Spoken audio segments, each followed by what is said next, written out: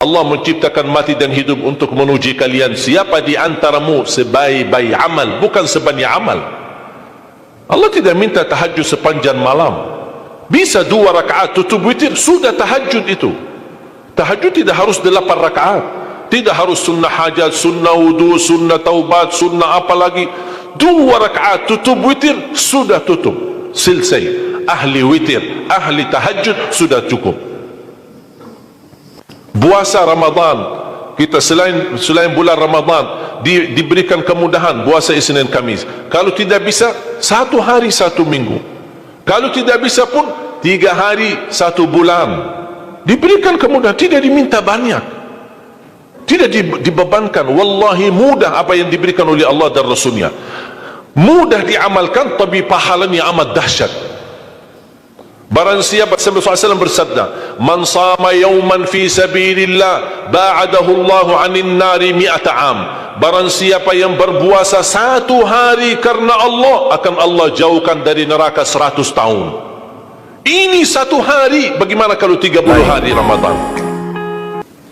Salat duha, kesempatan, tidak harus 8 rakaat, tidak harus 6 rakaat, tidak harus 4 rakaat, 2 rakaat, dan tidak harus dibaca wasyamsi wa duhaha. Banyak jemaah curhat kepada saya, keluhannya apa? Saya tanya, saya ingin salat duha, tapi susah, saya tidak bisa hafal wasyamsi wa duhaha dan wadduha wal laili idza saja.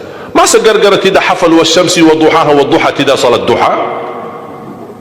Walaupun tidak hafal, mohon maaf, hafal qulhu, baca qulhu. Rakaat pertama qulhu, rakaat kedua tak apa-apa, qulhu lagi. Asal duha terjaga. Betul?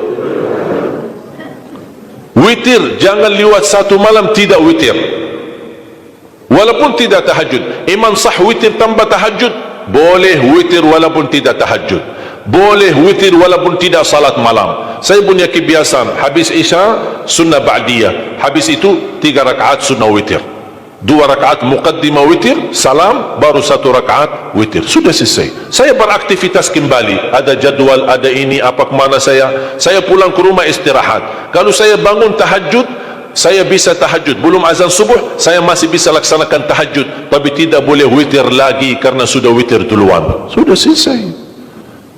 Rasulullah SAW bersabda, Inna Allah witir, yuhibbul witir, fa'autiru. Allah maha witir, Allah cinta witir, jagalah witir. Amirul Mu'minin Umar bin Khattab ketika ditanya, kenapa wahai Amirul Mu'minin suka witir sebelum tidur? Kata beliau, saya khawatir meninggal dunia dalam keadaan tidur belum witir. Salat witir, kalau tidak berkesempatan salat malam tidak apa-apa, tapi sudah namamu tertulis ahli witir. Kalau bapak-bapak, ibu-ibu yang sudah biasa bangun tengah malam, suka bangun tahajud, sudah terbiasa, tak apa-apa, boleh witir belakangan. Tapi kalau ada yang merasa kekhawatiran atau tahu dirinya suka malas, bangun tapi malas-malasan, berat untuk laksanakan, daripada kita ketiduran, tidak salat sama sekali, mendingan witir amankan dulu. Diamankan witirnya supaya tertulis namamu ahli witir. Kalau sempat tahajud syukur, tidak sempat alhamdulillah sudah tertulis nama kita ahli witir. Termasuk baca Quran, sedekah subuh, termasuk amalan yang sangat mudah tapi sangat terbaik dan agung manfaatnya, bahkan dahsyat balasan Allah. Kenapa sedekah subuh lebih istimewa daripada sedekah di waktu lain? Saya meyakini dan tidak diragukan, orang Indonesia paling suka bersedekah. Setiap majlis ta'lim, setiap ada acara kegiatan majlis ta'lim atau kota amal di waktu Jumat, dimanapun ada orang Indonesia pasti suka bersedekah, beramal saleh, mengisi kota amal. Tapi yang perlu diperhatikan pertama sedekah subuh. Kenapa sedekah subuh lebih istimewa? Karena ada malaikat yang Allah turunkan, tugasnya cuma satu, mendoakan orang yang bersedekah di subuh hari. Siapa yang tidak mau doa malaikat? Yang kedua, di subuh hari selalu kita bersedekah, termasuk di waktu subuh maupun di waktu lain. Sering saya memperhatikan jarang jamaah menggunakan doa sesudah sedekah, padahal doa sesudah sedekah atau sedekah disertai doa dahsyat, bahkan doa terjamin makbul. Saya harap mulai hari ini Sudah siapkan kotak amal di rumah. Bapa punya satu, istri punya satu, anak-anak masing punya satu. Apa itu botol, apa itu kaling, apa itu kotak, terserah. Setiap waktu subuh sebelum beraktivitas, isi sedekahnya. Kalau bisa isi, disertai doa. Pasti banyak hajat bapa ibu. Ya Allah, dengan berkah sedekah ini sembuhkan kedua orang tuaku kalau sakit. Ya Allah, dengan berkah sedekah ini sembuhkan penyakitku. Sudah lama saya menderita sakit belum bisa sembuh. Ya Allah, dengan berkah sedekah ini karuniailah kepada aku dan keturunanku menjadi penghafal Al-Quran. Ya Allah, dengan berkah sedekah ini berikan kemudahan bisa ke tanah suci haji dan umrah dan ziarah Nabi Muhammad sallallahu alaihi wasallam.